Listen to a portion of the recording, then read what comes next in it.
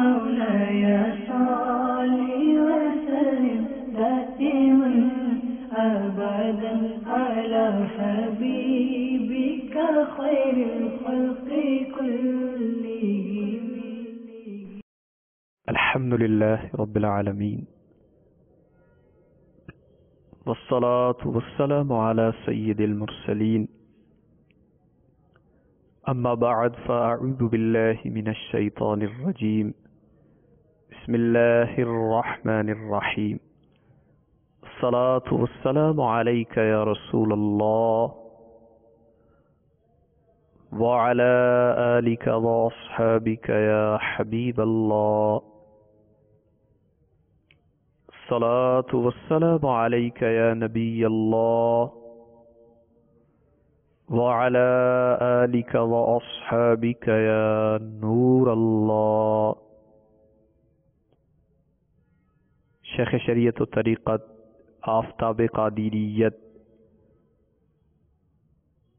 ماہتاب رضویت عاشق اعلی حضرت بانی دعوت اسلامی حضرت علامہ الحاج ابو بلال مولانا محمد الیاس اتار قادری رضوی دامت برکاتہم العالیہ درود پاک کی فضیلت بیان فرماتے ہیں.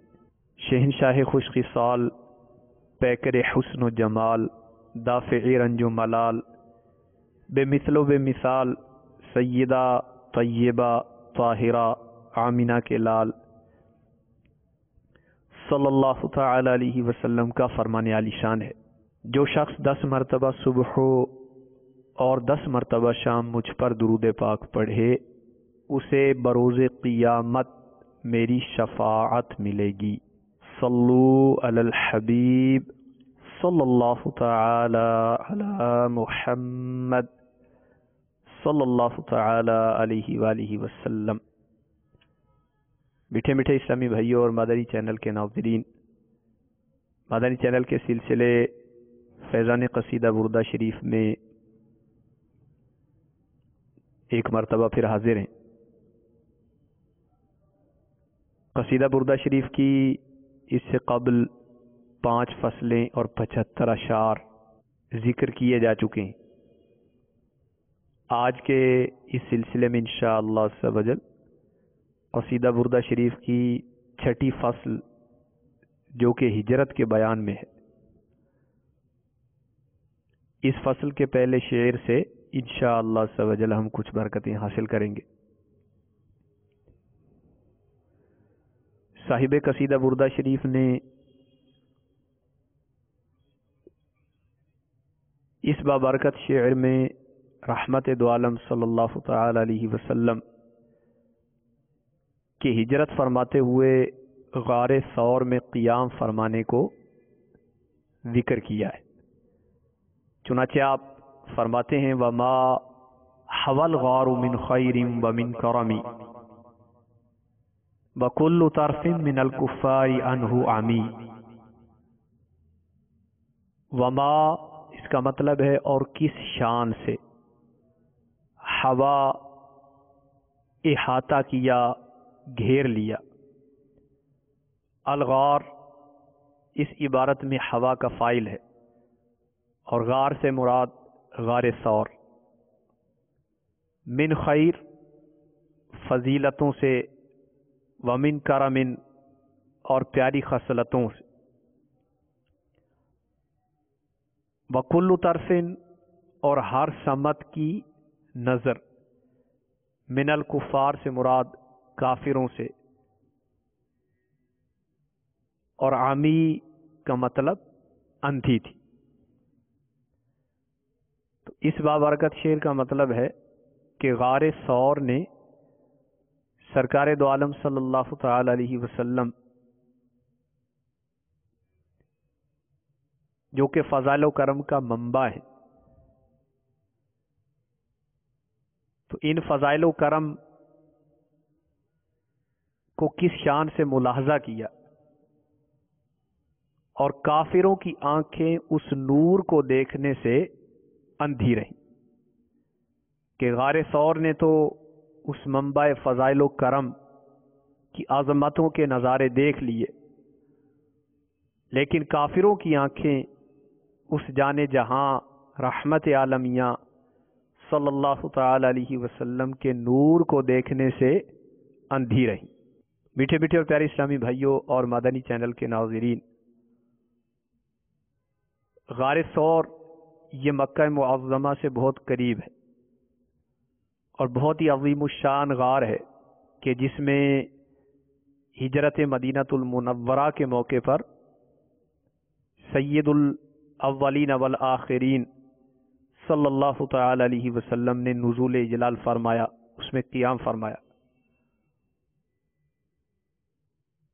اس شعر کے پہلے مصرے میں من خیر و من کرم، اس میں حضور اکرم صلی اللہ علیہ وسلم کے فضائل و افعال جلیلہ اور خصائل جمیلہ کی طرف اشارہ کیا گیا ہے۔ ہمارے آقا صلی اللہ تعالی علیہ وآلہ وسلم نے اللہ تبارک و تعالی کے حکم سے مکہ المکرمہ سے مدینہ المنورہ کی جانب ہجرت فرمائی کہ جب کفار قریش کی ضرر رسانیاں حد کو پہنچی تو ان کی ضرر رسانیوں سے بچنے کے لیے اللہ تبارک و تعالی کے حکم سے مسلمانوں نے مکہ المکرمہ سے جانب مدینہ المنورہ ہجرت فرمائی۔ قریش کے اکابر دار الندوہ میں مشاورت کے لیے جمع ہوئے تو ابلیس لعین یہ ایک شیخ کی صورت میں ظاہر ہوا اور ان کے ساتھ بیٹھ گیا، اور اس نے ابو جہل کے مشورے کو سراہا، اور ابو جہل نے مشورہ یہ دیا کہ ہر قبیلے سے ایک ایک جوان منتخب کیا جائے اور وہ تمام یک بارگی اپنی تلواروں سے معاذ اللہ رحمت دو عالم صلی اللہ علیہ وسلم کو شہید کر ڈالے۔ تو سرکار دو عالم صلی اللہ تعالی علیہ وآلہ وسلم نے حضرت سیدنا ابو بکر صدیق رضی اللہ تعالی عنہ کو اپنے ساتھ لیا، اور آپ صلی اللہ علیہ وآلہ وسلم مکہ المکرمہ سے جانب مدینہ المنورہ روانہ ہوئے۔ چنانچہ پیارے آقا صلی اللہ علیہ وآلہ وسلم نے اپنے بستر نبوت پر حضرت سیدنا علی المرتضی شیر خدا کرم اللہ تعالی وجہہ الکریم کو آرام فرمانے کا حکم ارشاد فرمایا، اور رحمت عالم صلی اللہ علیہ وسلم اپنے دولت خانے سے نکل کر مقام حضورہ کے پاس کھڑے ہو گئے اور بڑی حسرت کے ساتھ کعبے کو دیکھا اور فرمایا کہ اے شہر مکہ، تو مجھ کو تمام دنیا سے زیادہ پیارا ہے، اگر میری قوم مجھ کو تجھ سے نہ نکالتی تو میں تیرے سوا کسی اور جگہ سکونت پذیر نہ ہوتا۔ اور ایک روایت میں یہ ہے کہ جب ہمارے آقا صلی اللہ تعالی علیہ وسلم ہجرت فرمانے لگے تو اللہ تبارک و تعالی کی بارگاہ میں عرض کی کہ یا اللہ، تیرے حکم سے میں اس شہر کو چھوڑ رہا ہوں جو مجھے سب سے زیادہ پیارا ہے، اب تو مجھے اس شہر میں بسانا جو تجھے سب سے زیادہ پیارا ہے۔ تو ہمارے آقا صلی اللہ تعالی علیہ وآلہ وسلم صدیق اکبر رضی اللہ تعالی عنہ کو ساتھ لے کر جانب مدینہ المنورہ روانہ ہو گئے۔ تو سیرت مصطفیٰ میں ہے کہ حضور انور صلی اللہ علیہ وسلم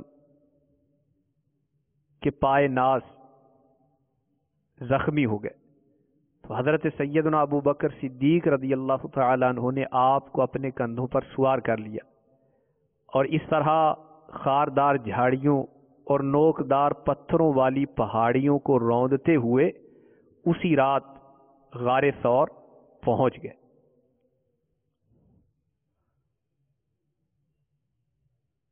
تو حضرت سیدنا ابو بکر صدیق رضی اللہ تعالی عنہ کی اسلام کے لیے بے شمار قربانیاں ہیں، اور ہمارے آقا صلی اللہ تعالی علیہ وآلہ وسلم نے سیدنا صدیق اکبر رضی اللہ تعالی عنہ کے بہت سارے فضائل ذکر فرمائے۔ چنانچہ ان کی مالی قربانیوں کے بارے میں میٹھے مصطفیٰ صلی اللہ تعالی علیہ وسلم نے ارشاد فرمایا، ما نفعنی مال احد مثل ما نفعنی مال ابی بکر، کہ مجھے کسی کے مال نے وہ نفع نہیں پہنچایا جو ابو بکر کے مال نے نفع پہنچایا۔ اور ایک روایت میں ارشاد فرمایا کہ اگر ابو بکر کے ایمان کے ساتھ تمام لوگوں کے ایمان تولے جائیں تو یقیناً ابو بکر کا ایمان وزنی نکلے گا۔ تو حضرت سیدنا ابو بکر صدیق رضی اللہ تعالی عنہ افضل البشر بعد الانبیاء ہے، یعنی انبیاء کرام کے بعد آپ انسانوں میں سب سے افضل ہیں۔ اس بابرکت شعر میں ہجرت کے ابتدائی واقعات کی طرف اشارہ ہے۔ چنانچہ لکھا ہے کہ جب اکابر قریش نے جمع ہو کر دار الندوہ میں مشاورتی کمیٹی کی اور حضور انور صلی اللہ علیہ وآلہ وسلم کو معاذ اللہ شہید کرنے کے منصوبے بنائے، تو شیطان ان لوگوں کے ساتھ آ بیٹھا۔ لوگوں نے کہا یہ کون ہے جو بلا اجازت ہم میں آ گیا؟ تو شیطان نے عرب کے ایک علاقے کی طرف اشارہ کیا کہ میں وہاں کا رہنے والا ہوں، اور میں تمہارے اچھے خیال دیکھ کر اور ایک اچھے کام کے لیے اجتماع سمجھ کر آیا ہوں، اور یہ پسند کیا کہ میں تمہارا مشیر بنوں۔ تو تمام کفار نے کہا کہ یہ اہل تہامہ سے نہیں ہے، کوئی حرج نہیں، سے رہنے دو۔ اب ان کی میٹنگ شروع ہوئی تو بعد نے کہا کہ انہیں یعنی حضور انور صلی اللہ علیہ وسلم کو ایک مکان میں قید کر دو اور کھانا پانی بند کر دو حتیٰ کہ خاتمہ ہو جائے۔ تو شیطان بولا کہ یہ رائے ٹھیک نہیں، اس لیے کہ ان کے بھی اعزا و اقربا ہیں، جب سنیں گے جمع ہو کر آ جائیں گے اور چھڑا لے جائیں گے۔ سب اہل جلسہ نے بھی اس کی تائید کی۔ ایک اور بولا کہ انہیں مکے سے نکال دو اور اپنے سے دور کر دو تاکہ کہیں پردیس میں چلے جائیں۔ تو شیطان بولا کہ یہ رائے بھی بری ہے، اس لیے کہ ان کی زبان مبارک نہایت ہی لطیف اور حسن زیبا دل آویز ہے، تو یہ خدا کی قسم خلق کثیر کو جمع کر لیں گے، پھر وہ تمہاری طرف آ کر تمہیں تمہارے وطنوں سے نکال دیں گے۔ تو مجمع نے کہا کہ اس بوڑھے کی رائے صائب ہے، درست ہے۔ اب ابو جہل اٹھا اور اس نے کہا کہ ہر گھر یعنی قبیلے سے ایک جوان تلوار سونتے ہوئے چلا جائے اور انہیں کہا جائے کہ سب مل کر جائیں اور شہید کر دیں، تاکہ یہ خون کسی ایک شخص کی گردن پر نہ رہے بلکہ قبائل میں تقسیم ہو جائے، اور بنو ہاشم سب قبائل سے بدلہ لینے کی قوت نہیں رکھتے۔ اس بوڑھے نے یعنی شیطان نے کہا کہ ھذا الرأی صواب، یہ رائے ٹھیک ہے۔ چنانچہ تمام کفار مکہ تیار ہوئے اور فیصلہ کیا کہ رات میں جمع ہو کر ایسا کرے۔ تو ادھر دربار سرکار میں جبرائیل امین علیہ السلام دربان خاص حاضر ہوئے اور تمام حال سنا کر عرض کیا کہ یا رسول اللہ آپ یہاں سے تشریف لے جائیں۔ تو حضور انور صلی اللہ علیہ وسلم نے اپنی خوابگاہ پر حضرت سیدنا علی المرتضی کرم اللہ تعالی وجہہ الکریم کو چھوڑا اور صدیق اکبر کے یہاں تشریف لا کر با ایمائے جبریل اپنے عزم ہجرت کو ظاہر فرمایا اور آپ کو اپنے ہمراہ لے لیا اور چلے یہاں تک کہ غار ثور پر آ گئے۔ پہلے حضرت سیدنا صدیق رضی اللہ عنہ اندر تشریف لے گئے اور غار کو جھاڑا تو دیکھا کہ بہت سارے سوراخ ہیں۔ آپ نے اپنی ردائے مبارک کو پھاڑ کر تمام سوراخ بند کر دیے، ایک سوراخ باقی رہا تو اسے اپنے پائے مبارک کے انگوٹھے سے بند کیا اور پکارے ادخل یا رسول اللہ، یا رسول اللہ کرم فرمائیے، اندر تشریف لے آئیے۔ ادھر حضور انور صلی اللہ علیہ وسلم غار میں جلوہ افروز ہوئے، ادھر دشمنان اسلام باب عالی پر یعنی مکان عالی شان پر پہنچ گئے اور حضور انور صلی اللہ علیہ وسلم کو وہاں نہ پایا تو حضرت علی المرتضی کرم اللہ تعالی وجہہ الکریم سے پوچھا تو آپ نے فرمایا کہ وہ تو تشریف لے گئے، مگر یہ نہیں معلوم کہ کہاں تشریف لے گئے۔ کفار یہاں سے لپکے اور مکے کے تمام کنارے اور رستے مسدود کر دیے اور پھرتے پھرتے یہ باب غار پر پہنچے تو حضور انور صلی اللہ تعالی علیہ وسلم کو اور صدیق اکبر رضی اللہ تعالی عنہ کو نہ دیکھ سکے۔ آپ صدیق اکبر رضی اللہ عنہ کی گود میں اپنا سر مبارک رکھ کر سو گئے۔ حضرت ابو بکر صدیق رضی اللہ عنہ نے ایک سوراخ کو اپنے پاؤں سے بند کر رکھا تھا۔ سوراخ کے اندر سے ایک سانپ نے بار بار یار غار کے پاؤں میں کاٹا، مگر حضرت صدیق جان نثار رضی اللہ تعالی عنہ نے اس خیال سے پاؤں نہیں ہٹایا کہ رحمت عالم صلی اللہ علیہ وسلم کے خواب راحت میں خلل نہ پڑ جائے۔ اللہ اکبر۔ مگر درد کی شدت سے یار غار کے آنسوں کی دھار کے چند قطرات سرور کائنات صلی اللہ تعالی علیہ وسلم کے رخسار پر نثار ہو گئے، جس سے رحمت عالم صلی اللہ علیہ وسلم بیدار ہو گئے اور اپنے یار غار کو روتا دیکھ کر بے قرار ہو گئے۔ پوچھا، ابو بکر کیا ہوا؟ عرض کی کہ یا رسول اللہ صلی اللہ علیہ وسلم، مجھے سانپ نے ڈس لیا۔ یہ سن کر حضور انور صلی اللہ تعالی علیہ وسلم نے زخم پر اپنا لعاب دہن لگا دیا، جس سے فوراً ہی سارا درد جاتا رہا۔ حضور اقدس صلی اللہ تعالی علیہ وسلم 3 رات اس غار میں رونق افروز رہے، اور حضرت سیدنا ابو بکر صدیق رضی اللہ تعالی عنہ کے نوجوان فرزند حضرت عبداللہ رضی اللہ تعالی عنہ روزانہ رات کو غار کے منہ پر سوتے اور صبح سویرے ہی مکے چلے جاتے اور پتہ لگاتے کہ قریش کیا کیا تدبیریں کر رہے ہیں۔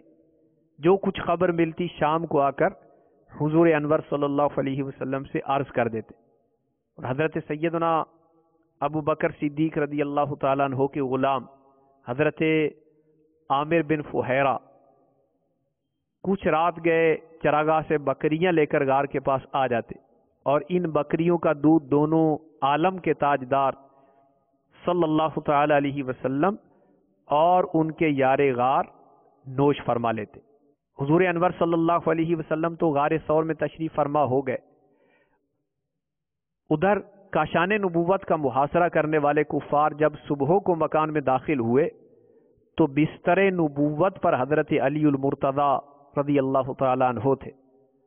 ظالموں نے تھوڑی دیر آپ سے پوچھ گچھ کر کے آپ کو چھوڑ دیا، پھر حضور انور صلی اللہ تعالی علیہ وسلم کی تلاش و جستجو میں مکہ اور اطراف و جوانب کا چپا چپا چھان مارا، یہاں تک کہ ڈھونڈتے ڈھونڈتے غار کے منہ پر پہنچ گئے۔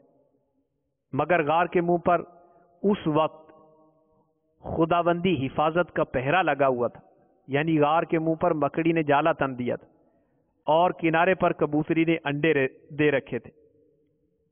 یہ منظر دیکھ کر کفار قریش آپس میں کہنے لگے کہ اس غار میں کوئی انسان موجود ہوتا تو نہ مکڑی جالا تنتی نہ کبوتری انڈے دیتی۔ کفار کی آہٹ پا کر حضرت سیدنا ابو بکر صدیق رضی اللہ تعالی عنہ کچھ گھبرائے اور عرض کیا کہ یا رسول اللہ، اب ہمارے دشمن اس قدر قریب آ گئے ہیں کہ اگر وہ اپنے قدموں پر نظر ڈالیں گے تو ہم کو دیکھ لیں گے۔ تو حضور انور صلی اللہ تعالی علیہ وسلم نے ارشاد فرمایا، لا تحزن ان اللہ معنا، مت گھبراؤ، خدا ہمارے ساتھ ہے۔ اس کے بعد اللہ تبارک و تعالی نے حضرت ابو بکر صدیق رضی اللہ عنہ کے قلب انور پر سکون و اطمینان کا ایسا سکینہ اتار دیا کہ وہ بالکل ہی بے خوف ہو گئے۔ حضرت ابو بکر صدیق رضی اللہ تعالی عنہ کی یہی وہ جانثاریاں ہیں جن کو دربار نبوت کے مشہور شاعر حضرت سیدنا حسان بن ثابت انصاری رضی اللہ تعالی عنہ نے ذکر کیا ہے۔ آپ کہتے ہیں، وَثَانِيُ اثْنَيْنِ فِي الْغَارِ الْمُنِيفِ وَقَدْ طَافَ الْعَدُوُّ بِهِ إِذْ صَعَدَ الْجَبَلَ وَكَانَ حِبَّ رَسُولِ اللَّهِ قَدْ عَلِمُوا مِنَ الْخَلَائِقِ لَمْ يَعْدِلْ بِهِ بَدَلًا۔ اور دو میں سے دوسرے یعنی ابو بکر رضی اللہ عنہ جبکہ پہاڑ پر چڑھ کر بلند مرتبہ غار میں اس حال میں تھے کہ دشمن ان کے ارد گرد چکر لگا رہا تھا، اور وہ ابو بکر رسول اللہ صلی اللہ تعالی علیہ وسلم کے محبوب تھے۔ تمام مخلوق اس بات کو جانتی ہے کہ حضور انور صلی اللہ تعالی علیہ وسلم نے کسی کو بھی ان کے برابر نہیں ٹھہرایا. یعنی صحابہ کرام علیہم رضوان میں جو مرتبہ صدیق اکبر رضی اللہ تعالی عنہ کو نصیب ہوا وہ کسی اور کو نصیب نہیں ہو سکا. سیدنا صدیق اکبر رضی اللہ تعالی عنہ سے عرض کیا گیا کہ آپ کو سب سے زیادہ کیا چیز پسند ہے؟ ارشاد فرمایا النظر الی وجہ رسول اللہ وانفاق مالی علی رسول اللہ وان تکون ابنتی تحت رسول اللہ صلی اللہ تعالی علیہ وسلم. 3 چیزوں کا ذکر فرمایا کہ مجھے سب سے زیادہ پسند ہے، میرے لیے باعث اعزاز ہے. پہلی چیز تو یہ کہ میں یہ چاہتا ہوں کہ چہرہ مصطفیٰ ہو اور میری نگاہیں ہوں اور میں ہر وقت چہرہ مصطفیٰ صلی اللہ تعالی علیہ وسلم کی زیارت کرتا رہوں. اور دوسرا یہ کہ میرے پاس مال ہو اور میں وہ مال قدمین مصطفیٰ پر نثار کرتا رہوں، اپنے مال کو حضور کی بارگاہ میں پیش کرتا رہوں، خرچ کرتا رہوں. اور تیسری چیز میرے لیے باعث اعزاز ہے کہ میری صاحب زادی یعنی حضرت سیداتنا عائشہ صدیقہ رضی اللہ تعالی عنہا رسول اللہ صلی اللہ تعالی علیہ وسلم کی زوجیت میں. تو میرے میٹھے میٹھے اور پیارے اسلامی بھائیوں اور مدنی چینل کے ناظرین، قصیدہ بردہ شریف کے فصل سادس کے پہلے شعر میں ہجرت کی طرف اشارہ فرمایا گیا ہے. وما حوى الغار من خیر ومن کرم وكل طرف من الكفار عنه عمی، کہ غار ثور نے منبع فضائل و کرم کی زیارت سے برکتیں حاصل کی اور کافروں کی آنکھیں اس نور کو دیکھنے سے اندھی رہیں. میرے میٹھے میٹھے اور پیارے اسلامی بھائیوں اور مدنی چینل کے ناظرین، راہ خدا میں ہجرت کرنا انبیاء کرام علیہم الصلاۃ والسلام کی سنت ہے. ہجرت کا مطلب چھوڑ دینا، ترک کر دینا. تو اپنے وطن کو، اپنے مقام کو، اپنی جگہ کو اللہ تبارک و تعالی کی رضا پانے کے لیے ترک کر دینا. اور حدیث پاک میں ہے المہاجر من حجر ما نہی اللہ عنہ، کامل ترین مہاجر وہ ہے کہ جو اس بات کو چھوڑ دے جس بات سے اللہ تبارک و تعالی نے منع کیا ہے. تو جو چیزیں ممنوعات شرعیہ ہیں، یعنی جن کاموں سے شریعت نے منع فرمایا ہے، ان کاموں سے بچ جانا، اپنے آپ کو روک لینا، ان چیزوں کو ترک کر دینا، یہ بہترین ہجرت ہے. اور ایسا مہاجر کامل مہاجر ہے کہ جو ممنوعات شرعیہ کو ترک کر دیتا ہے. میرے میٹھے میٹھے اور پیارے اسلامی بھائیوں اور مدنی چینل کے ناظرین، ہمارے گرد و پیش میں کتنے گناہ ہوتے ہیں اور کئی لوگ بہت دلچسپی کے ساتھ ان گناہوں میں منہمک ہوتے ہیں، گناہوں میں ڈوبے ہوتے ہیں. جیسے کسی جگہ گانے گائے جا رہے ہیں، موسیقی کا اہتمام ہے تو لوگ ڈوبے ہوئے. تو ایسا کوئی مقام کہ جہاں پر گناہ ہو رہا ہو اس جگہ کو چھوڑ دینا چاہیے. تو جو شخص گناہ ہونے والے مقام کو اللہ تعالیٰ کی رضا کے لیے اور گناہ سے بچنے کے لیے چھوڑ دے، وہ بھی انشاءاللہ عز و جل بے پناہ ثواب پائے گا. اور یہاں گانے باجے کی بات ہوئی تو غور فرمائیے کہ ہمارے آقا صلی اللہ تعالی علیہ وسلم کو موسیقی کے آلات سے کس قدر نفرت ہے. چنانچہ ایک روایت میں ہے کہ سیدنا عبداللہ بن عباس رضی اللہ تعالی عنہما رحمت عالم صلی اللہ علیہ وسلم کے ساتھ کہیں جا رہے تھے تو کسی ساز کے بجنے کی آواز آئی تو ہمارے آقا صلی اللہ علیہ وسلم نے اپنے مبارک کانوں میں انگلیاں داخل کر لی. دور جا کر فرمایا کہ عبداللہ لبیک یا رسول اللہ. عرض کی جی آقا کیا اب آواز آ رہی ہے؟ عرض کی نہیں. تب رحمت عالم صلی اللہ علیہ وسلم نے اپنے مبارک کانوں سے انگلیوں کو نکالا. تو اس سے معلوم ہوا کہ موسیقی شریعت کو ناپسند ہے. تو اس سے اپنے آپ کو بچایا جائے. الغرض کوئی بھی گناہ ہو رہا ہو، جوا کھیلا جا رہا ہو، شراب نوشی ہو رہی ہو، کسی مسلمان کی عزت کو پامال کیا جا رہا ہو، تو ایسے تمام تر مقامات سے اپنے آپ کو ہٹا لینا چاہیے. اور وہ مقامات کہ جہاں اللہ تبارک و تعالیٰ کی رحمت کا نزول ہوتا ہے، جہاں نیک لوگوں کا اجتماع ہوتا ہے، ایسے اجتماعات میں بکوشش اپنے آپ کو حاضر رکھنا چاہیے اور موجود رہنا باعث برکت ہے. جس جگہ گناہ ہوتے ہیں وہاں فائدے کا کوئی پہلو نہیں، نقصان ہی نقصان ہے. اور جس جگہ نیک کام ہوتے ہوں وہاں پر ہر لہجہ، ہر گھڑی برکتیں، رحمتیں اور فائدے ہی فائدے. تو میرے میٹھے میٹھے اور پیارے اسلامی بھائیوں اور مدنی چینل کے ناظرین، ایسے نیک اجتماعات میں ہمیں ضرور شرکت کرنی چاہیے. جیسے الحمدللہ تبلیغ قرآن و سنت کی عالمگیر غیر سیاسی تحریک دعوت اسلامی کے سنت و بھرے اجتماعات ہیں کہ ان اجتماعات میں شرکت کی برکت سے بڑے بڑے سنگ دل، فاسق و فاجر، لٹیرے، رہزن اپنے گناہوں سے سچی توبہ کر کے صلاۃ و سنت کے پابند بن گئے.